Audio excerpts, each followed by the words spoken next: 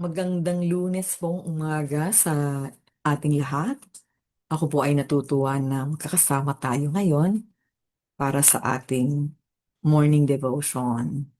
So, ngayon po, ang ating pong devotional message ay kukunin natin sa Jeremiah 35, 1 to 19. At ang pamagat po or ang title po ng ating message or ng ating devotional message ngayon is The Power of Unshakable Obedience.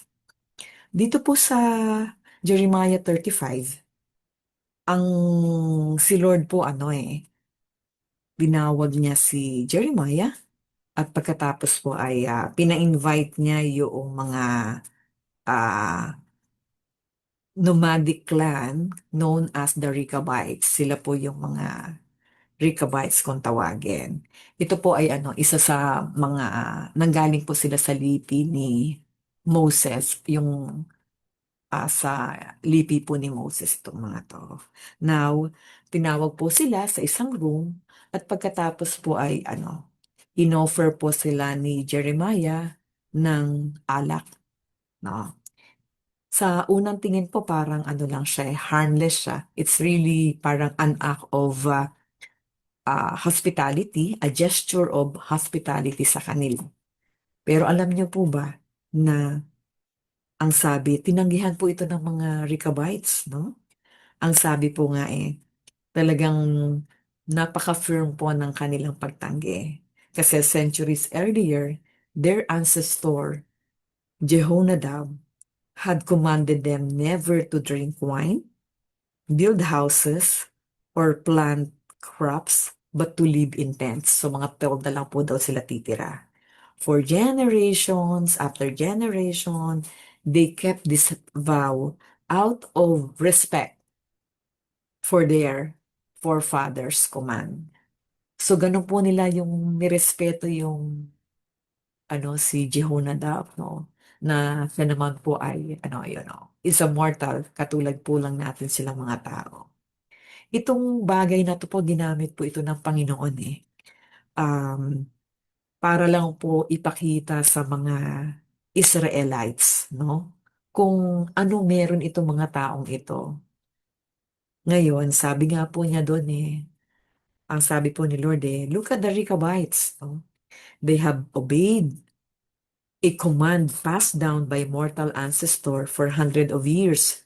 In fact, nga po more than 250 years. Yet, I am the living God, the creator of the universe. I have spoken you again and again, sending my prophets to beg you to turn from your evil ways, and you have not listened. Sa sinabi po ng Panginoon yun, kung mararamdaman po natin yung disappointments niya, no, na sa kabila ng lahat, ah, pero ganun pa rin yung mga Israelites, minsan magiging obedient, minsan hindi, minsan faithful, minsan unfaithful. So ganun po sila ka-inconsistent, kumbaga. So, siguro magkaroon po tayo ng konting pagninilay-nilay or just a simple heart check, no? Sabi nga doon, no? The story of the Rechabites isn't actually about the rules of drinking wine or building houses. Actually, it is about faithfulness. Diba? Yung faithfulness nila doon sa itinuro sa kanila ng kanilang ancestors na talagang naging consistent po sila doon. The Rechabites possess a culture of obedience. Yun po yung naging kultura at yun ay naipamana from generation to generation mula sa kanilang ninuno. Napakagandang kultura, no? Yung culture of obedience.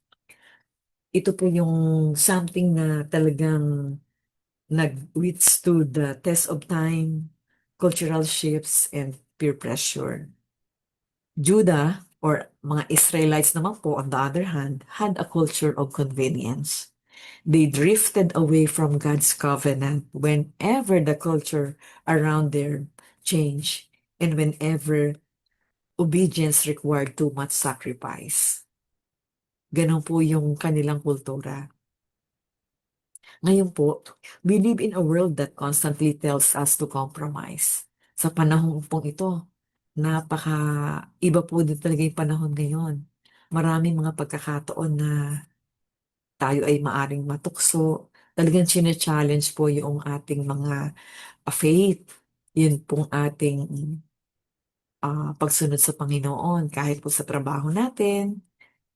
At ang mahirap po, kung magkaminsan, talagang nasa sistema na ng even in the government, even sa mga offices, ah, parang kahit po saan may mga ganyan, may mga pagkakataon na talagang mako-compromise yung values natin. Pero, at saka parang ano po, it is easy to let our devotion to God become casual. Challenge po talaga yon, challenge po talaga yon. Now, pag tinignan po natin, no, the Rechabites challenge us to ask ourselves, no? Is our obedience to God conditional or is it unwavering? Kasi po, yung true obedience is not about following the rules when it is easy. Hindi po yun yun. It is about honoring the character of the one who gave them.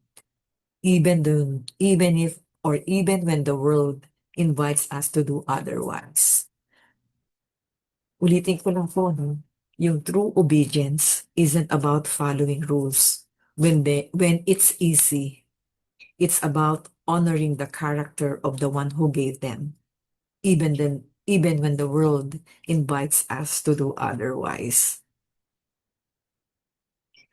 Because of the loyalty of the Rechabites, God honors them with a beautiful promise. Sabi nga po sa verse 19, Jeremiah 35:19, na sabi po doon, Jehonadab, son of Rechab, will never fail to have a man to serve me. While Judah was headed for exile because of their disobedience. This obscure, faithful family was given an eternal legacy.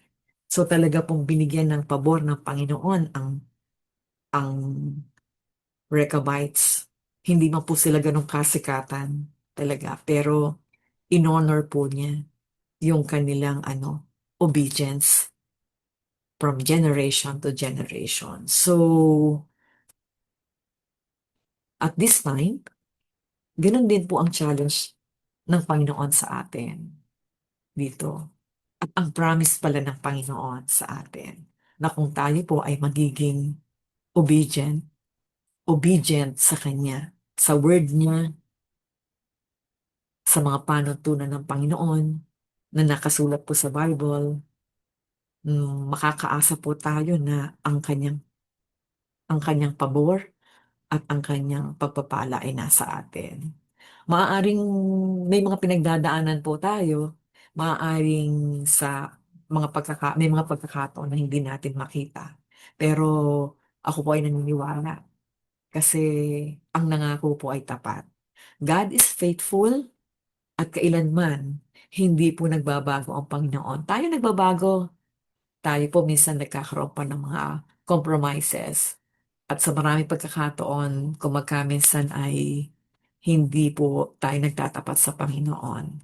Pero ang Panginoon po sa kabila ng lahat, hindi po siya nagbabago. Siya po ang Panginoon natin noon, ngayon, at saka magpakailanman. Tayo po'y manalangin. Panginoon, maraming maraming salamat po sa iyo. Patawarin mo kami, Panginoon, sa aming mga nagagawang pagkakasala. Patawarin mo kami kung hindi kami nagiging consistent sa aming pakikipag-usap sa iyo. Hindi kami nagiging consistent sa mga turo mo.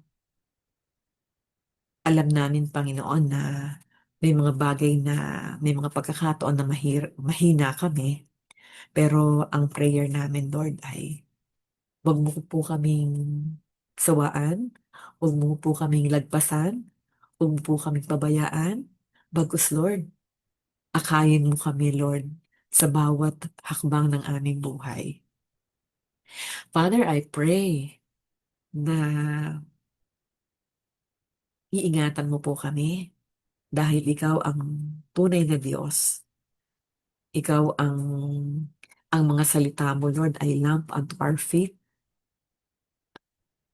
Kaya tulungan mo kami na patuloy na mag-aral, magbasa, at magtulungan sa isa't isa. Father, apart from you, wala kami magagawa.